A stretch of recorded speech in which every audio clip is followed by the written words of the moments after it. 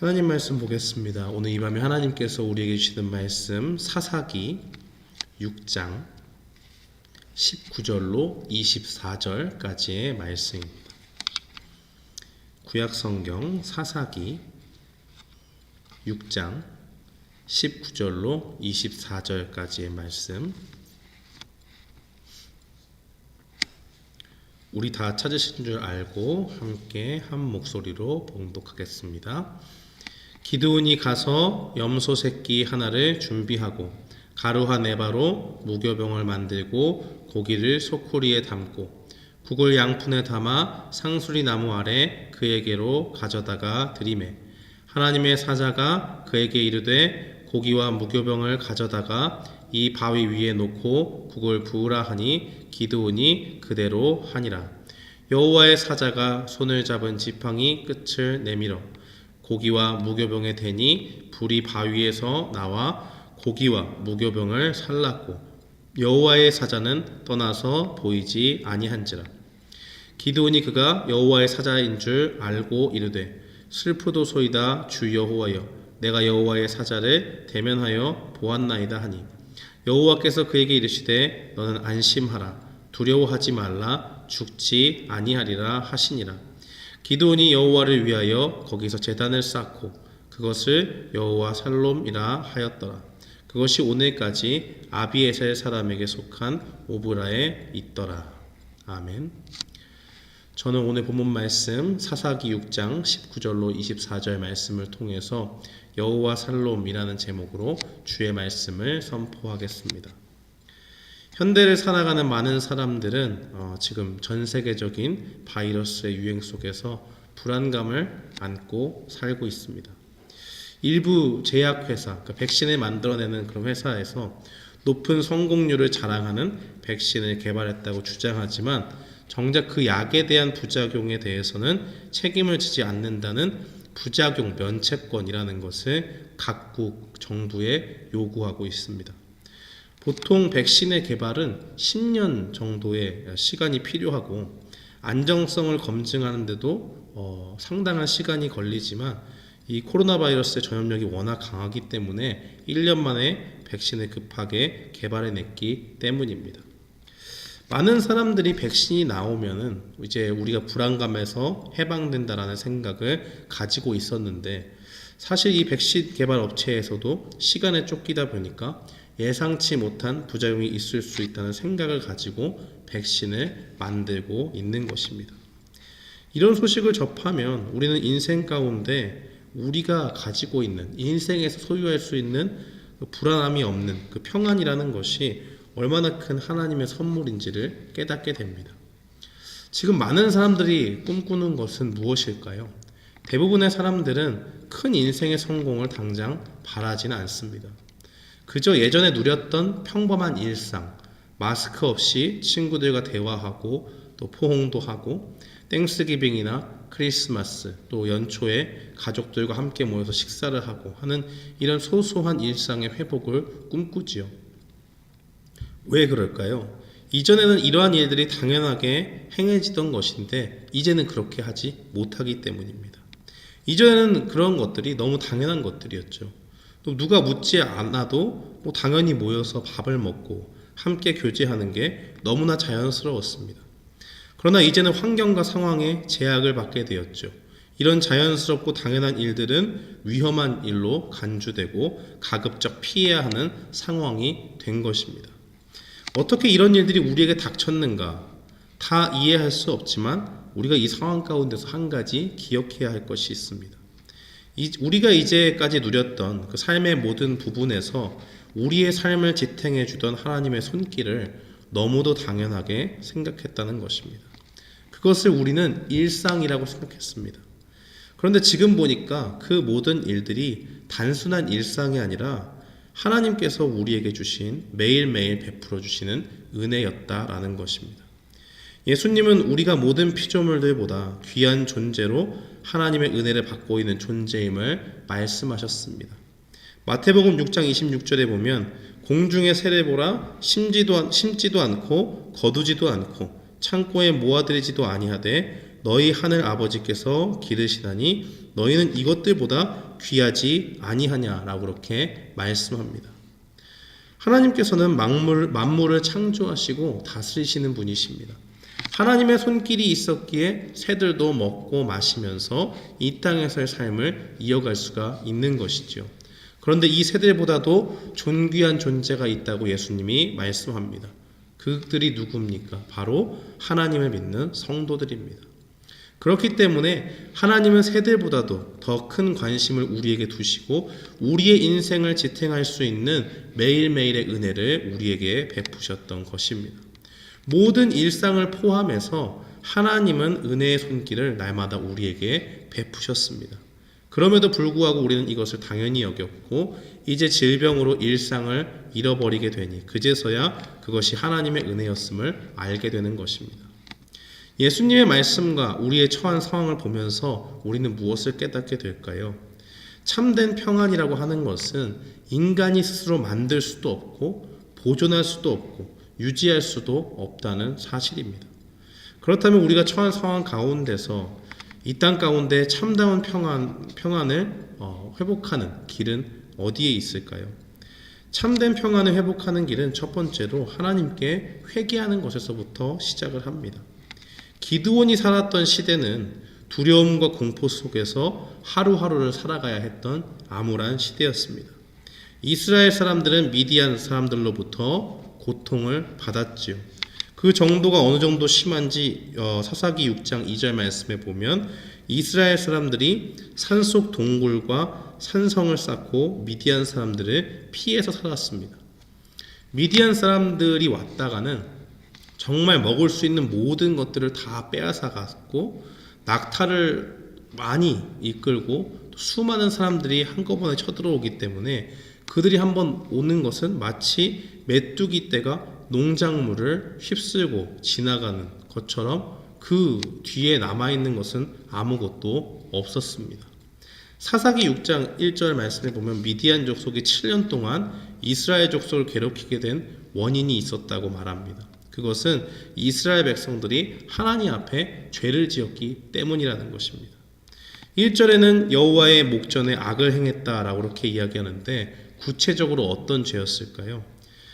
사사기 6장 10절 말씀에 보면 이스라엘 백성이 하나님을 하나님으로 섬기지 않고 그 자리에 아모리 사람, 즉 이방 민족이 섬기는 신을 섬기는 우상 숭배의 죄를 지었다고 말합니다. 이스라엘 사람들은 하나님에게 특별한 존재였습니다. 믿음의 조상 아브라함을 통해서 이스라엘 민족을 하나님께서 이루게 하셨고요.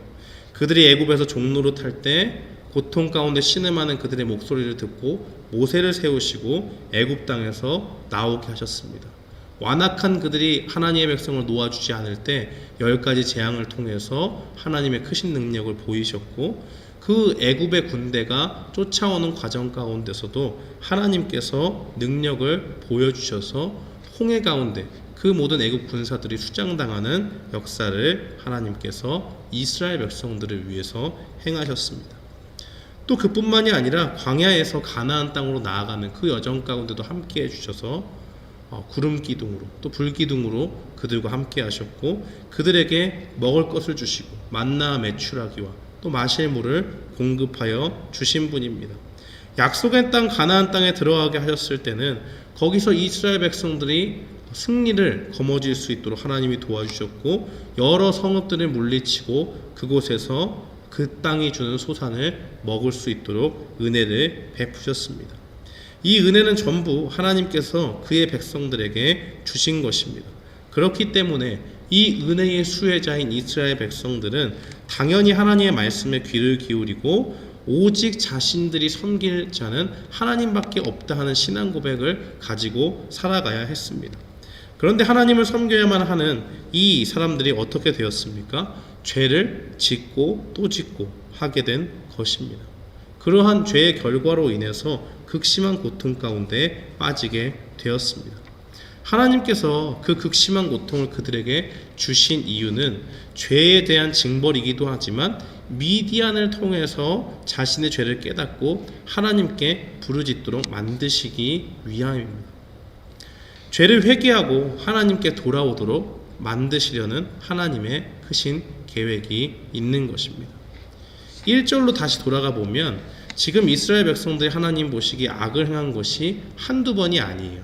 왜냐하면 그 앞에 또라는 말이 있기 때문에 그렇습니다. 또 죄를 짓고 또 죄를 짓고 또 죄를 짓는 존재, 그것이 바로 이 기드온이 살았던 시대의 이스라엘 백성들의 모습입니다. 그들은 하나님의 은혜를 체험했다가도 금세 그 은혜를 잊어버렸습니다. 그러다가 또 하나님 앞에 악을 행하고 그 가운데 또 주님을 부르짖는 그러한 일들을 반복했다는 것입니다. 우리가 보기에는 어떻게 정말 이렇게 어리석은 사람들이 있을 수 있을까 하는 생각을 가질지도 모릅니다. 죄를 또 짓고 또 짓는 그 이스라엘 백성들의 모습은 어리석어 보이지만 사실 한 발짝 물러서 생각해보면 바로 그러한 모습을 가진 존재가 지금 이 땅을 살고 있는 우리의 연약한 모습과도 같습니다. 우리도 내 발에 불이 떨어지고 정말 급하게 처리해야 될 일이 생기면 어떻게 하죠? 하나님 앞에 나아가서 부르짖습니다.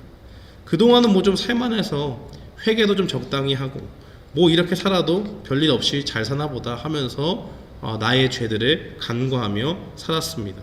그런데 내 인생의 위기가 찾아옵니다. 있는 힘과 모든 지혜를 짜내서 이것을 막아보려고 이렇게 해도 보고 저렇게도 해봤는데 해결이 되지 않아요. 점점 시간이 지날수록 고통은 더해가고 위기는 찾아옵니다. 내 손으로 해결할 수 없다는 것을 깨닫게 될 때 그제서야 자신이 하나님 앞에서 어떠한 존재인가를 돌아보게 되는 것입니다. 내가 섬기는 하나님을 너무 내가 잊고 산 건 아닌가, 내가 하나님의 말씀을 너무 떠나선 것이 아닌가 하는 생각이 드는 것입니다. 그러면서 내가 하나님 앞에 지은 죄가 없나 생각해 보지요. 이전에는 생각나지 않던 죄들이 하나둘씩 생각나게 되고 결국 죄를 회개하면서 하나님 앞에 부르짖으며 주님의 도우심을 구하는 것입니다. 하나님은 이런 일련의 과정들을 통해서 우리가 하나님 앞에 죄를 회개하도록 하십니다. 또 그 가운데서 하나님을 부르짖을 때 위기의 순간에 하나님께서 참된 소망이 되어주심을 발견하게 하시는 것입니다. 사랑하는 성도 여러분, 지금 우리의 영혼의 상태는 어떤가요? 날마다 죄를 회개하면서 죄 가운데 빠지지 않기 위해서 죄와 싸우고 분투하며 주님께 힘을 구하면서 제발 나를 넘어뜨리는 이 죄가 다시는 일어나지 않도록 하나님께서 힘을 주십시오, 날마다 간구하며 나아가는 하나님의 사람으로 살고 있습니까? 아니면 나에게 은혜를 베푸신 하나님을 잊고 죄에 무감각해져서 이 정도는 회개할 거리도 안 되지 하면서 회개함이 없이 사는 영혼의 상태일까요? 만일 우리에게 은혜를 베푸신 그 하나님을 마땅히 기억해야 함에도 불구하고 그 사실을 잊고 있었다면 오늘 이 시간에 우리가 회개하기를 바랍니다. 주님이 주신 말씀을 붙잡고 살아가야 하지만 주님의 말씀과 동떨어진 채로 하나님을 잊고 살았고 하나님 앞에 스스럼 없이 죄를 지으며 살고 불순종에 살아갔다면 오늘 우리가 마음을 새롭게 하고 다시 주님 앞에 회개하며 나아가는 우리가 되기를 바랍니다. 하나님은 우리가 또 짓고 또 짓는 그 죄 가운데서도 그 죄를 회개하면서 하나님께 부르짖는 것을 기뻐하십니다. 누가복음 5장 31절과 32절에서 예수님은 이 땅에 오신 이유를 말씀하셨습니다. 예수께서 대답하여 이르시되 건강한 자에게는 의사가 쓸데없고 병든 자라에게야 쓸데있나니 내가 의인을 부르러 온 것이 아니요 죄인을 불러 회개시키러 왔노라 라고 그렇게 증거합니다. 예수님이 오신 이유는 자신을 아주 잘 섬기는 신앙적인 엘리트를 찾기 위함이 아닙니다. 그저 죄 가운데 병들어 있는 불쌍한 영혼들, 죄를 행하면서도 그게 죄인지 모르고 나아가는 그 영혼들을 구원하기 위해서 이 땅에 오신 것입니다. 죄인들이 죄를 깨닫고 하나님 앞으로 회개하며 나오게 하시기 위해서 예수님은 이 땅에 오셨습니다. 그러므로 우리는 인생의 위기가 올 때마다 하나님의 마음을 깨달아야 됩니다. 다른 것 하지 말고 우리가 그 죄 가운데서 모든 죄를 고백하고 하나님 앞에 회개하며 나아가기를 기뻐하시는 그 하나님의 마음을 읽으며 나아가야 된다는 것입니다. 평생에 우리의 삶이 회개하는 삶이 되어야 되고 죄를 미워하며 경계하며 나아가는 그러한 모습이 되어야 됩니다. 그 죄의 고백과 함께 우리가 하나님께 도우심을 구할 때 하나님은 우리의 기도를 들으시고 응답하십니다.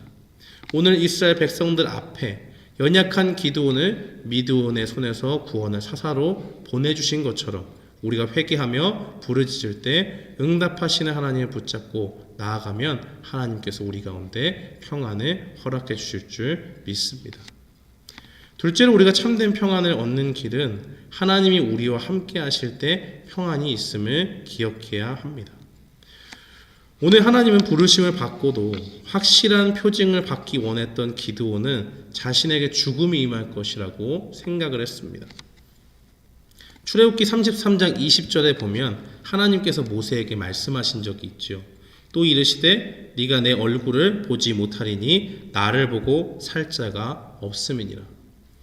하나님께서는 그와 친구처럼 대화하던 모세도 하나님의 얼굴을 보지 못한다라고 그렇게 말씀하셨습니다.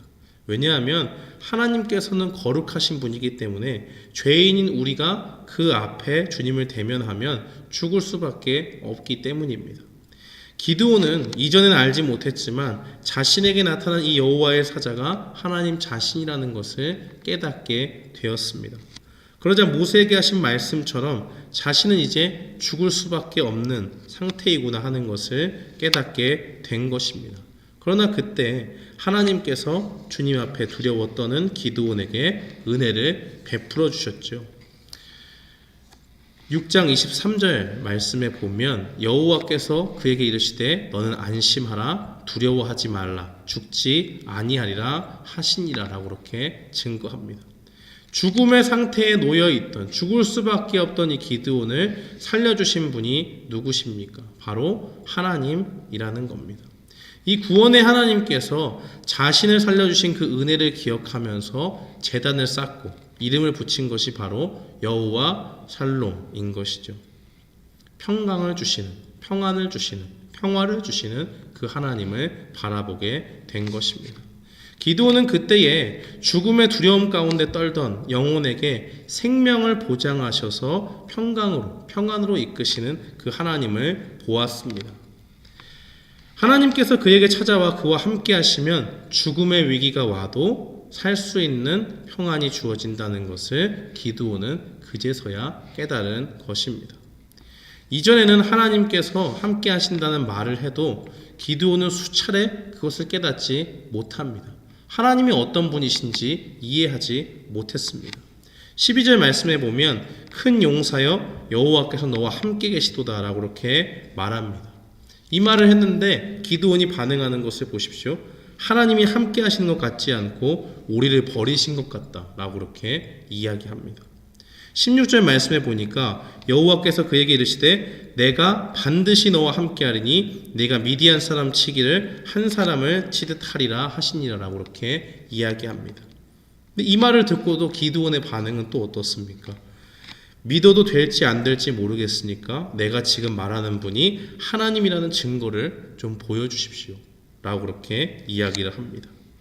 지금 하나님이 이 말씀을 하는데도 기드온은 하나님이 보이지 않아요. 자신을 두려움에 떨게 만드는 것은 하나님의 존재가 아니라 바로 미디안 족속입니다. 기드온에게 있어서 하나님은 나를 버리신 분, 이스라엘 민족을 떠나신 분이었습니다. 기드온의 생각에 이제 이스라엘 백성들에게는 아무런 소망이 없고 기댈 곳이 없는 거예요.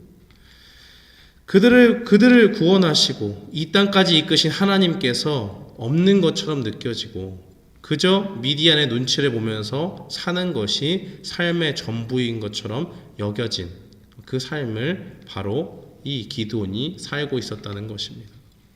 그러나 하나님은 이 기드온에게 찾아가서 뭐라고 말씀하십니까? 네가 떠났다고 생각하지만 나는 떠나지 않았다. 내가 너와 함께한다.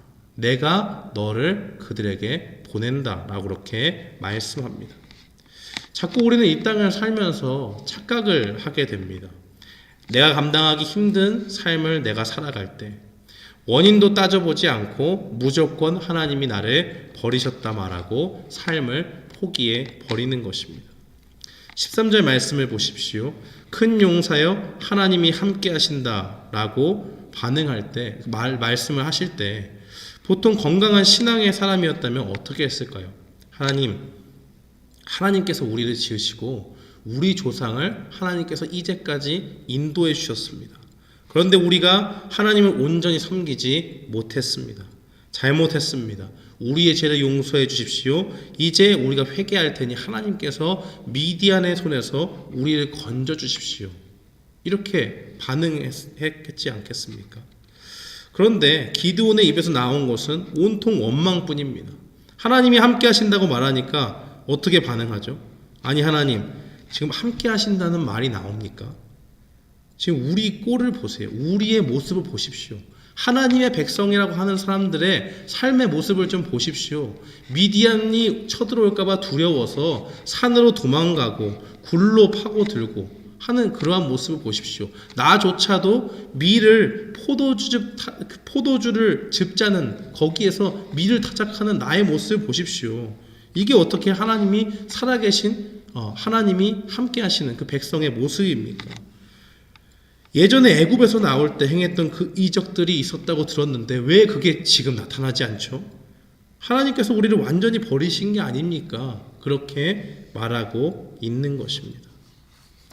지금 하나님이 압제당하는 이스라엘을 구원하시고 함께 하시겠다고 말씀을 하는데도 그저 고통당한 억울함과 힘든 환경만을 보고 주님의 구원의 손길은 보지도 못하는 것입니다. 사랑하는 성도 여러분, 우리의 신앙의 수준이 기드온의 모습처럼 머물러 있지 않기를 바랍니다. 만약에 그 수준에 머물러 있다면 이 시간부터 우리와 함께 하시는 하나님을 바라보는 우리가 되기를 바랍니다. 하나님께서 함께 하신다는 것은 무엇을 의미할까요? 바로 죽음의 위기가 넘나드는 전쟁터에서 생명을 보존하시는 하나님이 그들과 함께 하신다는 것이고 그 전쟁에서 승리를 반드시 주신다는 보증수표와도 같은 것입니다. 그래서 하나님께서는 사사기 6장 16절에 말씀합니다. 내가 반드시 너와 함께 하리니 네가 미디안 사람 치기를 한 사람을 치듯 하리라 하시니라. 굉장히 의미가 있는 말씀이에요. 왜 그럴까요? 이스라엘 사람들은 미디안 사람들의 수가 많음을 보고 두려워했습니다. 5절 말씀해 보니까 중간에 뭐라고 되어 있지요? 그 사람과 낙타가 무수함이라. 미디안이 딱 쳐들어오면 다른 것이 보이지가 않고 그들이 엄청나게 많은 때로 몰려온다는 것을 알고 있어요. 그 가운데 두렵고 떨림이 있는 것입니다. 압도적으로 숫자가 많이 들어오니까 거기서부터 기세가 꺾이고 두려운 마음이 드는 것입니다. 그들은 강력합니다. 잔인합니다. 무자비해요. 그런데 게다가 수까지 많습니다. 압도적으로 상대가 되지 않는 것이죠. 그런데 이스라엘 사람들이 이걸 모를 리가 없지요. 그런데도 그걸 알고 있는 기드온에게 뭐라고 말씀하십니까? 숫자가 많아서 미디안이 무섭느냐? 그래, 그러면 내가 너에게 능력을 줘서 그 많아 보이는 미디안 사람들이 한 사람처럼 연약하다는 것을 보여주마 약속하시는 겁니다. 사랑하는 성도 여러분, 오늘 우리에게도 이와 같은 하나님의 약속을 믿는 믿음이 필요합니다. 환경과 상황이 우리를 옥죄어 오고 미디안의 군대가 몰려오는 것처럼 압도적으로 절망적인 상황이 우리를 둘러싸고 있습니까? 그것 때문에 우리의 영혼이 힘이 빠지고 마음이 흔들리고 무섭고 영혼이 떨린다면 오늘 이 기드온에게 했던 하나님의 말씀을 기억하시기 바랍니다. 내가 미디안 사람 치기를 한 사람을 치듯 하리라 하시니라. 하나님이 우리와 함께 하실 때 우리가 기드온에게 주신 말씀을 믿음으로 나아갈 때 우리에게 평강을 회복시켜 주시는 그 하나님의 능력을 체험하게 될 줄 믿습니다. 어느 때보다도 평안이 간절한 지금과 같은 팬데믹의 시대 속에서 참된 평안을 얻는 길은 어디에 있습니까? 그것은 하나님께 회개하며 부르짖을 때 나타나는 것이고 하나님이 우리와 함께 하실 때 참된 평강이 주어지게 됩니다. 오늘 이 말씀을 우리 마음에 새기면서 날마다 우리의 죄를 회개하며 주님의 도우심을 구하고 함께 하시는 하나님이 주시는 평강을 받아 누리는 우리 모두가 되기를 주님의 이름으로 축원합니다. 아멘.